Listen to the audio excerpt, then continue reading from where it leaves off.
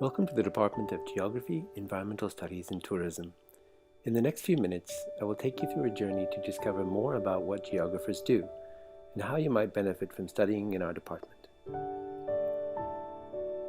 You might already have your sights set on being a geographer. If not, let me tell you a bit more about who we are and what we do. Firstly, geographers are interested in space and place.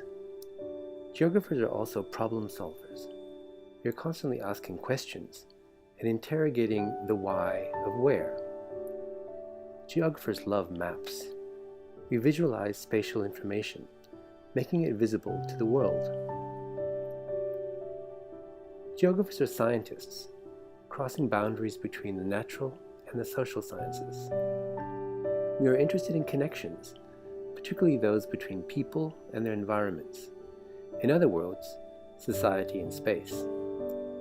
Geographers have been at the forefront of technological innovation and change, creating geographical information systems, GIS, that now form the basis of much of the technology we rely on every day. Are you still not convinced? Okay, why should you study geography, environmental studies, and tourism then? Let's take a look. Well, geography answers questions about a variety of settlement patterns. Geography also helps us to understand the process and impacts of urbanization.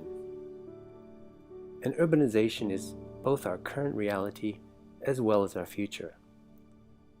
Over half of the world's population currently lives in cities, and it's estimated by 2050 that 3/4 of the world's populations will reside in cities. With all those people living in cities, that means a lot of CO2 emissions. And cities are really the source of most of the world's CO2 emissions. Geography also enables us to understand the lives of a range of urban dwellers, those people living in cities, and how they create their livelihoods, and how many of them struggle to create those livelihoods. Geography also enables us to understand more about mobility, particularly mobility practices like the ones you see here. Walking. These two mobility practices that we see on the left and the right are the same practice, but have very different meanings. Here's another example of how geography helps us to understand different motivations for being mobile. In this image, we see two groups of mobile subjects. At the top, we see migrants. At the bottom, we see tourists. What you might think is happening with the migrants and the tourists. Are the migrants interested in golf? Are the tourists watching the migrants? Well, this is taking place in a very small enclave of Europe, right here in Africa. It's the Spanish enclave of Melilla, a bit of Europe within the African continent. And the migrants are waiting to cross over into the border of Europe, which is on the same piece of land as Africa. So geography helps us to understand how the migration of people, both voluntary and involuntary, happens and how that affects livelihoods. And those processes of migration also act to create and change cities. Geography also helps us to understand the cause and impacts of natural hazards, forest fires, and the like, and also understand the role of water in shaping society.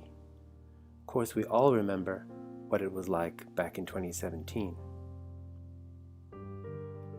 Our department is unique amongst our peer departments in South Africa because we're located in the Faculty of Arts and Humanities. We offer both undergraduate and postgraduate degree programs.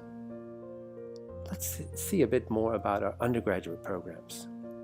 And let's take a look at our module offerings in the department. In the first year, all students enroll in GES 111, Introduction to Human Geography, and GES 121, Introduction to Physical Geography. In the second year, All students enroll in both GES 225, Space, Place, and Mobility in Southern Africa, as well as GES 226, Environmental Processes and Landscapes in Southern Africa.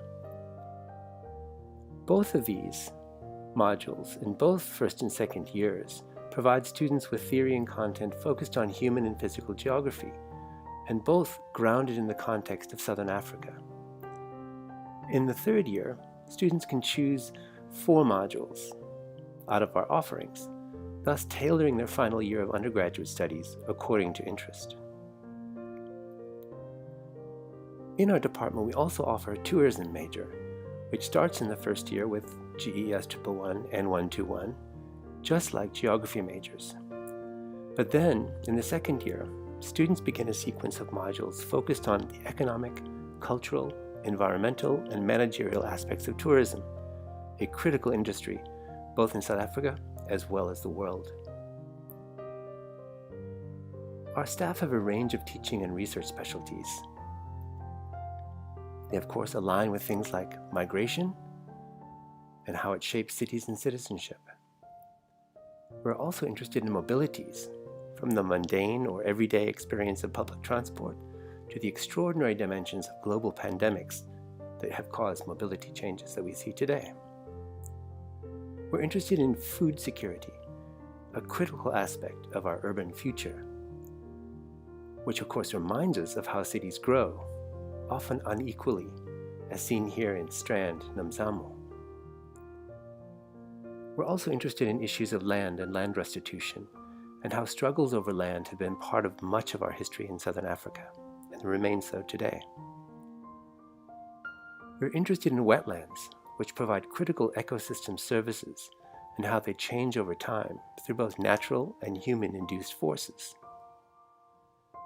We're interested in environmental management, because we all know what it felt like in 2017, when Cape Town was set to be the world's first major city to run out of water.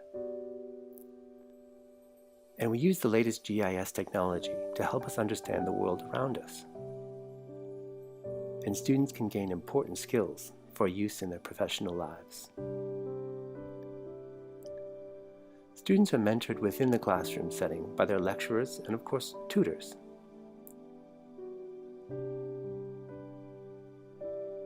Importantly, students learn outside of the classroom as well, through field trips. And of course, after graduation, have a variety of career opportunities. You can take your interest in geography, environmental studies, and tourism into postgraduate study or into a variety of careers, from teaching or lecturing to tourism and economic development in the private or the public sector.